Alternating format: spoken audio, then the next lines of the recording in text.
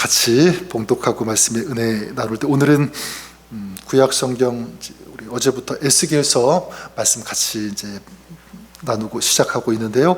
오늘 어제 이어서 에스겔서 1장 15절에서 28절까지의 말씀인데 제가 15절 읽고 우리 28절까지 한 절씩 교독하도록 하겠습니다.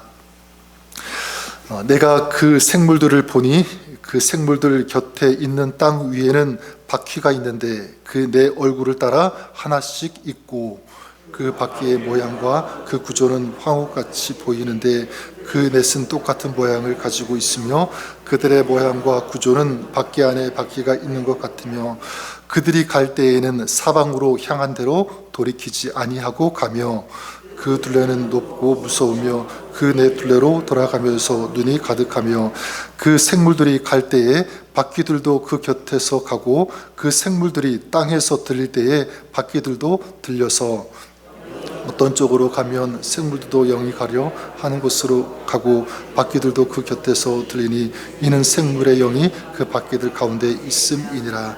그들이 가면 이들도 가고 그들이 서면 이들도 서고 그들이 땅에서 들릴 때에는 이들도 그 곁에서 들리니 이는 생물의 영이 그 바퀴들 가운데 있음이더라. 그 생물의 머리 위에는 수정 같은 궁창의 형상이 있어 보기에 두려운데 그들의 머리 위에 펼쳐져 있고 그 궁창 밑에 생물들의 날개가 서로 향하여 펴 있는데 이 생물은 두 날개로 몸을 가렸고 저 생물도 두 날개로 몸을 가렸더라. 생물들이 갈 때 내가 그 날개 소리를 들으니 많은 물소리와도 같으며 전능자의 음성과도 같으며 떠드는 소리 곧 군대의 소리와도 같더니 그 생물이 설 때에 그 날개를 내렸더라. 그 머리 위에 있는 궁창 위에서부터 음성이 나더라. 그 생물이 설 때에 그 날개를 내렸더라. 머리 위에 있는 궁창 위에 보좌의 형상이 있는데 그 모양이 남부석 같고 그 보좌의 형상 위에 한 형상이 있어 사람의 모양 같더라. 내가 보니 그 허리 위의 모양은 단쇠 같아서 그 속과 주위가 불 같고 내가 보니 그 허리 아래에 모양도 불 같아서 사방으로 광채가 나며 광채 모양은 비 오는 날 구름에 있는 무지개 같으니 이는 여호와의 영광의 형상의 모양이라. 내가 보고 엎드려 말씀하시는 이의 음성을 들으니라. 아멘. 네, 어제부터 우리 에스겔서 말씀을 같이 나누고 있는데요. 에스겔서 제사장이자 선지자인 에스겔이 이 바벨론 포로로 잡혀 있을 때 그 시절에 받은 하나님께서 주신 이 환상과 말씀을 기록한 책이 바로 에스겔서입니다. 자, 그래서 에스겔서 1장부터 에스겔이 본 이 환상으로 시작하고 있는데 우리 어제 보았던 것처럼 1절부터 14절에 큰 폭풍 그리고 불꽃, 광채, 벌겋게 달아오는 그 쇠, 자, 이런 환상을 보았고요. 그리고 사람, 사자, 소, 독수리 얼굴을 한 이 네 생물 그리고 그들이 어떻게 움직이는지, 자, 이것이 어제 그 내용이었고요. 오늘 읽은 그 15절부터 그 21절까지 보면 네 생물 곁에 네 개의 바퀴가 나타나는 그런 모습을 말씀하고 있습니다. 15절에 말씀하죠. 내가 그 생물들을 보니 그 생물들 곁에 있는 땅 위에는 바퀴가 있는데 그 네 얼굴을 따라 하나씩 있고, 에스겔은 각 생물 그 옆에 바퀴가 하나씩 있다라는 이것을 보게 됩니다. 그리고 그 이어서 16절과 17절에 보면 바퀴는 바퀴 안에 이제 있는 그 모습, 자, 이게 이제 설명하고 있고 또 사방으로 이 바퀴가 자유롭게 움직인다 이렇게 말씀하고 있습니다. 그리고 이어서 이제 뒤에 18절부터 21절까지는 바퀴에는 눈이 가득하고 생물이 움직일 때 이 바퀴도 움직이고 또 생물이 멈출 때는 바퀴도 멈추게 되는, 자, 이런 것을 묘사하고 있고요. 자, 그러면 이 네 바퀴 환상이 무엇인가 우리가 먼저 좀 알아본다면 이 네 바퀴의 환상은 상징적인 어떤 그런 장면이라고 할 수가 있는데 하나님의 임재, 하나님의 통치를 말하는 것입니다. 이 하나님의 임재와 하나님의 통치는 전 우주적이다. 그리고 전능하신 방식으로 작동한다. 이것이 바로 이 네 바퀴 환상의 의미일 것입니다. 그래서 먼저 이 바퀴에 가득한 눈들, 자, 이것은 하나님의 눈을 상징한다고 볼 수가 있습니다. 모든 것을 보시는 하나님, 이 하나님의 눈, 그러니까 이 세상에 어떤 것도 하나님의 눈, 이 하나님의 시야에서 벗어날 수 없다. 하나님은 이 모든 것들을 보고 알고 계신다, 감찰하신다라는 것이죠. 그래서 잠언서 15장 3절에 여호와의 눈은 어디서든지 악인과 선인을 감찰하시느니라.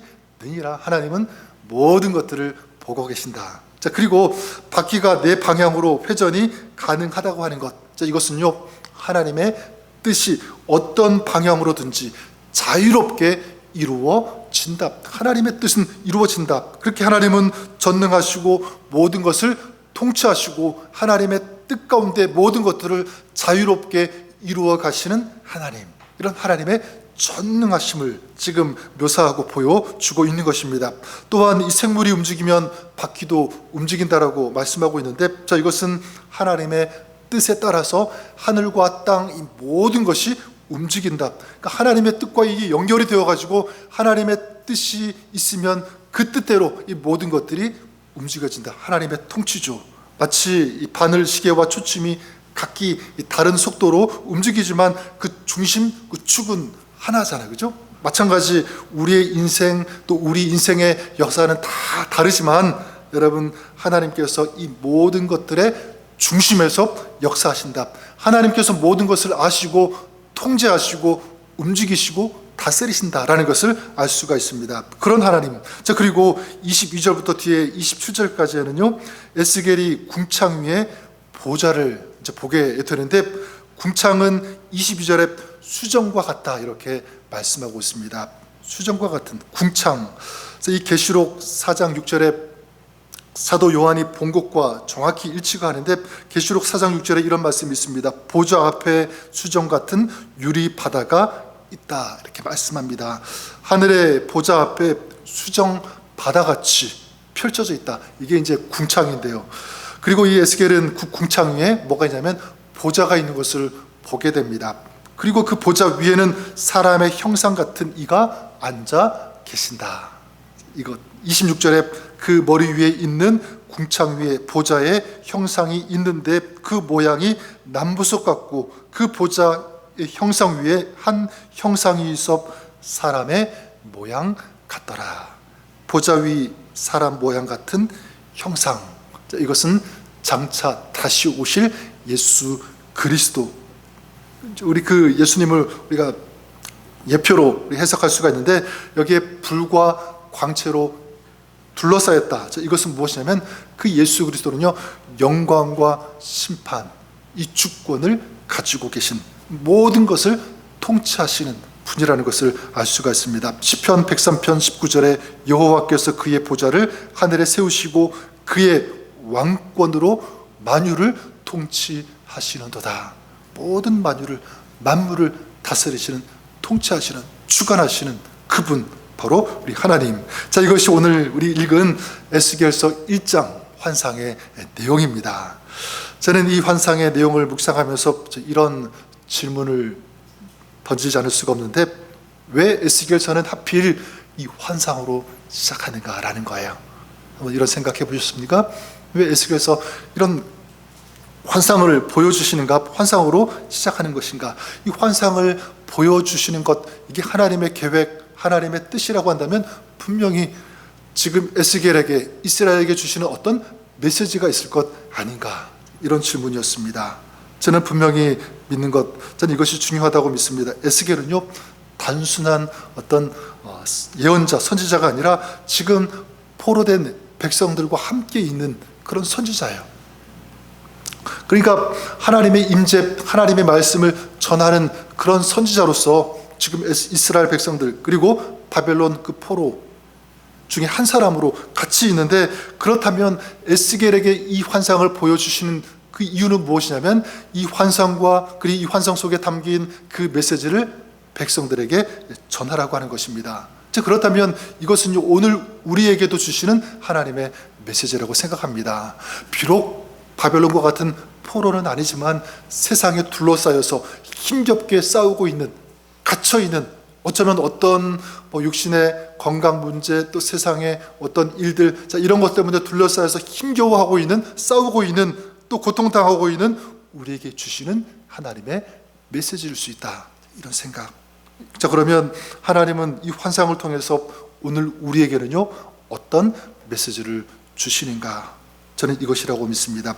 내가 너희와 함께하고 있다, 내가 너희를 위해서 일하고 있다라고 하는 이 메시지를 오늘 우리에게 주시는 줄 믿습니다. 지금 이스라엘 백성이 어떤 상태입니까? 예루살렘 성전이 다 무너지고 포로로 끌려왔습니다. 어쩌면 하나님께서 우리를 버리셨다라는 어떤 그런 절망이 그들 마음 가운데 있었을 수도 있을 거예요. 그런데 에스겔이 지금 예루살렘이 아닌 바벨론 이 그발 강가에서 이 환상을, 하나님의 영광을 보는 이 체험을 한 거예요. 이것은 하나님께서 포로된 백성들 가운데도 함께하고 계신다라고 하는 강력한 메시지인 것입니다. 그래 여러분, 우리 하나님은 오늘 우리와 함께 하시는 하나님이신 줄 믿습니다.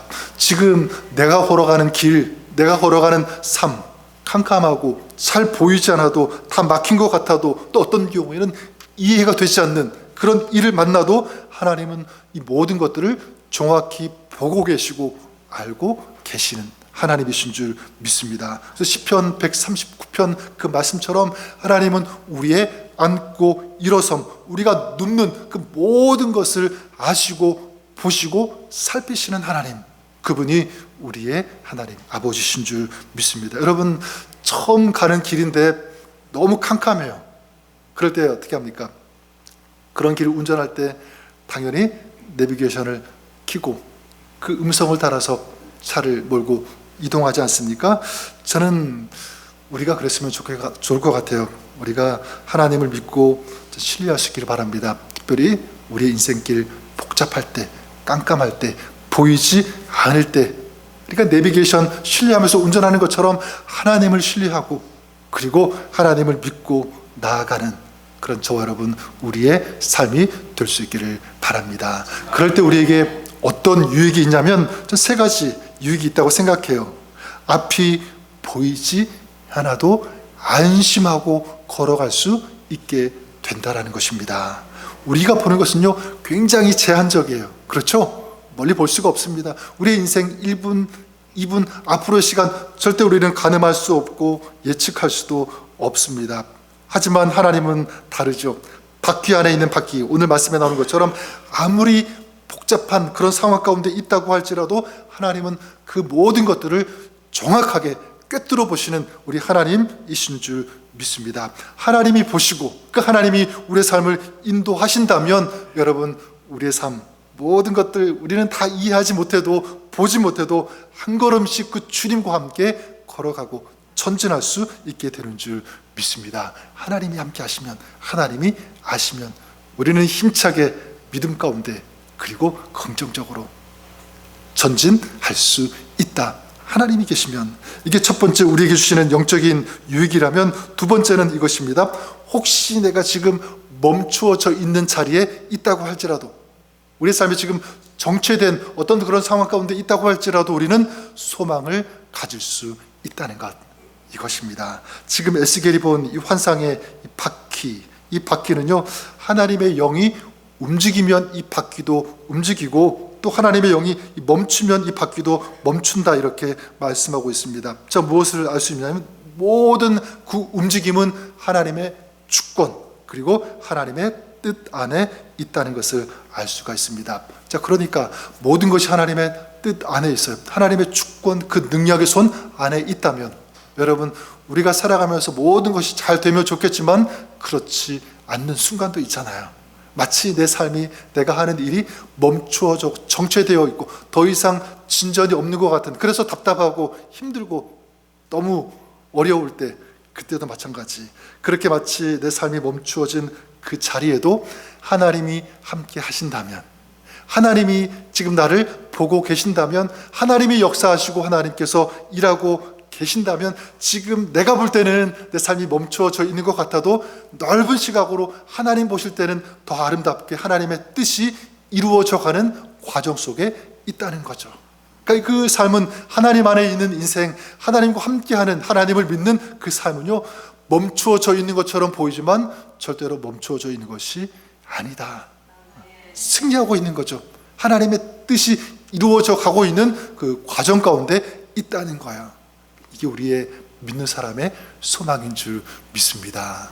답답해도 힘들어도 우리는 소망할 수 있습니다. 기뻐할 수 있는 이유가 바로 여기에 있다는 거죠.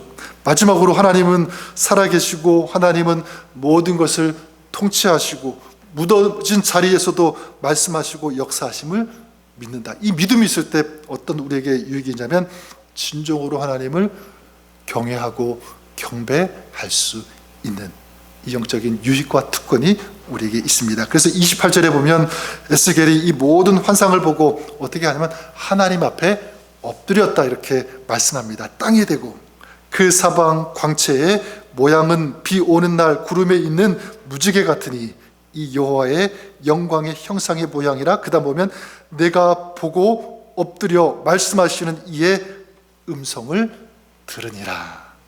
내가 보고 엎드렸다. 여러분, 하나님의 영광 앞에서, 하나님의 그 임재 앞에서, 말씀 앞에서 우리가 가져야 할 태도가 바로 이것이라고 믿습니다. 내가 보고 엎드렸다. 저는 우리가 예배할 때 이렇게 하나님 앞에 엎드릴 수 있기를 바랍니다. 우리 육신적인 몸으로는 이렇게 엎드리진 않아도 우리 마음으로는 할 수 있잖아요. 그죠? 최대한 하나님 앞에서 낮추는 것입니다. 가장 낮출 때 겸손하게 주님께서 그 예배를 통하여 영광을 받아주시는 줄 믿습니다. 믿음의 삶을 살아가는 우리 삶도 마찬가지. 겸손하게 종이 주인을 대하는 것처럼 우리의 삶의 주인 되어주시는 주님을 높이고 찬양하고, 그리고 주님께서 말씀하시는 것에 순종하는 그런 삶 우리가 될 수 있기를 바랍니다. 분명히 저는 믿는 것은 우리가 그렇게 하나님 앞에 전심으로 엎드릴 때 그 엎드리는 삶 가운데 하나님의 회복이 임하게 되는 줄 믿습니다. 그래서 저주 같은 그런 현실, 지금 이스라엘 에스겔이 당하고 있는 그런 현실이 앞으로 하나님의 축복으로 바뀌어지게 된다. 혼란 같은 그런 상황도 다시 질서가 잡히게 된다라는 것. 어떨 때, 어떻게 할 때? 바로 하나님 앞에 엎드릴 때. 지금 에스겔이 하나님 앞에 엎드릴 때, 이제 나중에 보겠지만 이스라엘에게 하나님의 회복의 메시지가 선포되고요.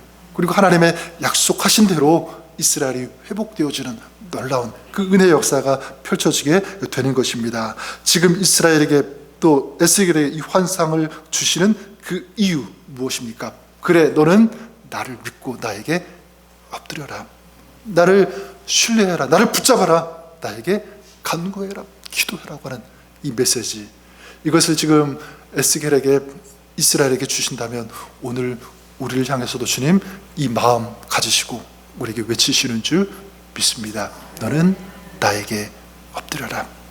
기도하라. 그러면 내가 회복의 은혜를 너에게 허락해 줄 것이다. 내가 너를 위해 일할 것이다. 역사할 거다.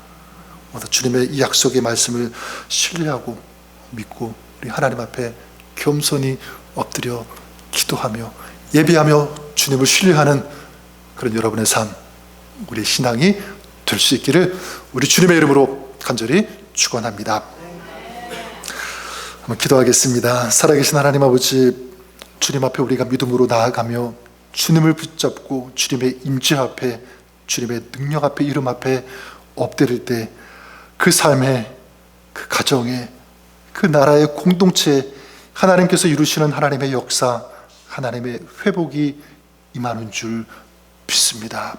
하나님, 오늘도 우리와 함께 하시는 하나님, 우리에게 약속을 주시고 말씀하시는 전능하신 하나님을 믿고 믿음으로 기도하는 이 시간, 이 자리 가운데 우리 마음 가운데 주님 임하여 주시옵소서. 주님께서 역사하여 주시옵소서. 회복의 은혜와 은총 저희들에게도 우리 신앙 사역에도 허락하여 주옵소서. 예수님 이름으로 기도드립니다. 아멘.